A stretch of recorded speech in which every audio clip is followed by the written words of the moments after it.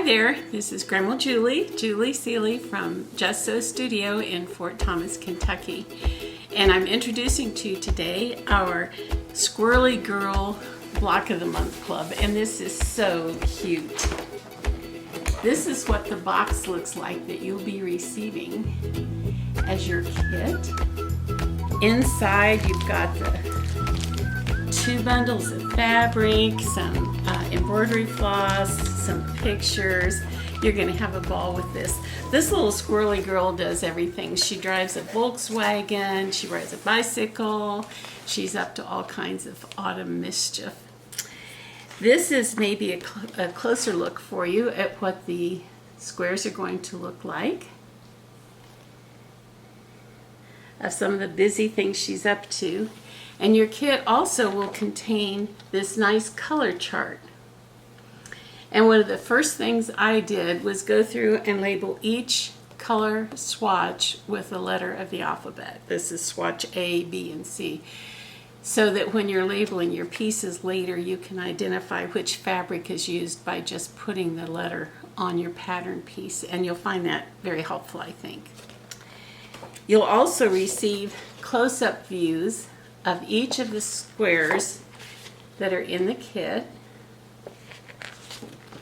And as you're assembling it, you're going to use these as your guide for how to put them together.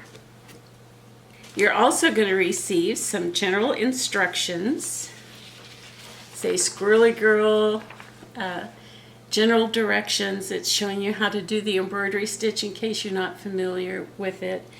And then the next one tells you some applique instructions if you're doing needle turn, applique, or the applique stitch. And this sheet shows you how to do spray starch applique. I'm going to make mine using fusible heat and bond, which is a raw edge applique technique.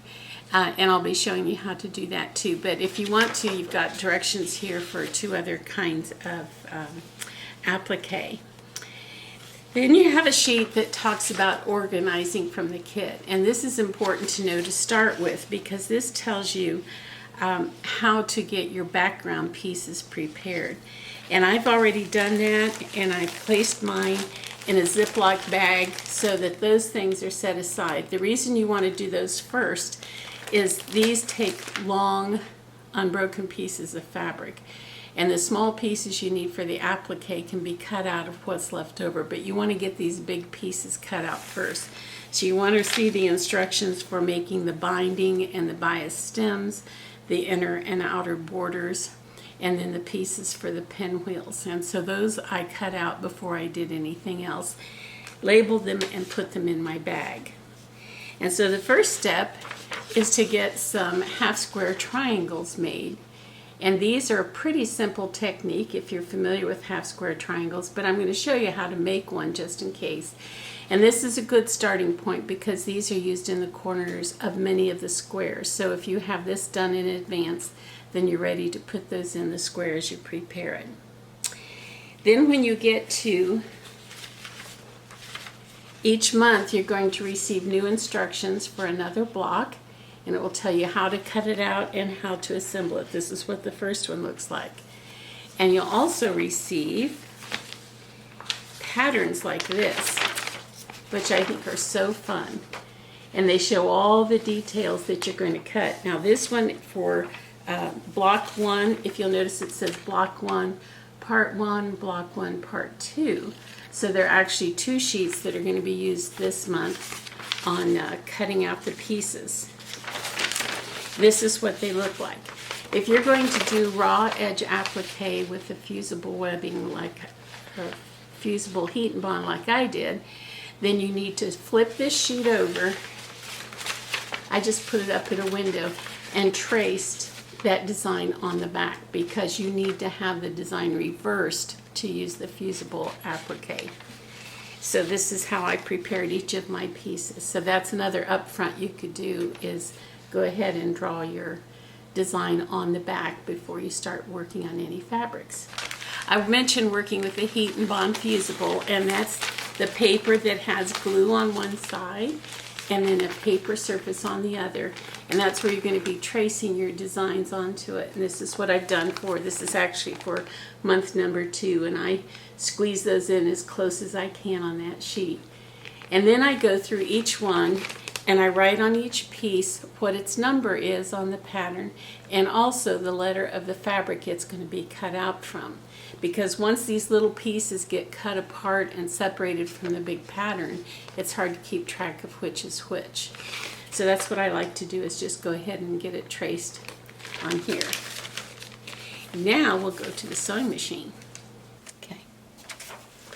All right, I'm going to start by using the Acorn Days Latte and the Grunge Maple Sugar, and I'm going to cut them into 3 1/4 inch times width of fabric strips, and then subcut those down into 3 1/4 inch squares.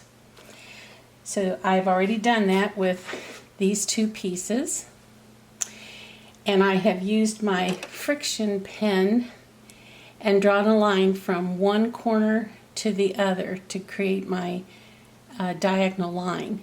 And now I'm going to stitch 1/4 inch on either side of this line. Okay, so we'll stitch 1/4 inch on either side of this line. Do a little back tack.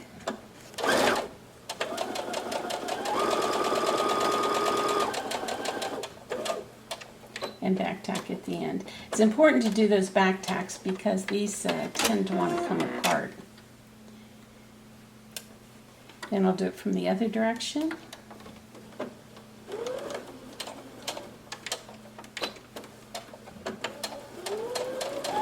And there we go.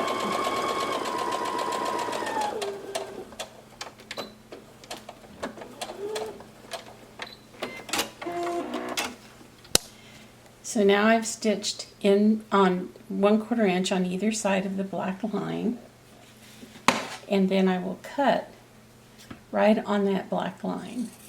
And I've now created 2 half square triangles. This is how they look. Now I'm going to open it up, and I'm going to press the seam allowance toward the darker side. Okay, so we'll just press that down. Actually, I should show you the proper way to do that. Would be, first of all, to press it just as you've sewn it, and then to open it up and press the seam allowance flat.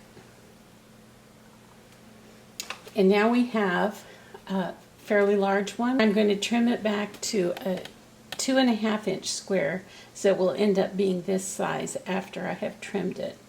So you don't even have to worry about clipping off the tails or the little points at each end, because when you trim your block it will take care of that. And you'll end up with all of your blocks looking like this. So now we have all the pieces stitched, pressed, and trimmed down to 2 1/2 inch, and we're going to follow our diagram to put them together. The diagram is here. It shows the position of the dark half for each one.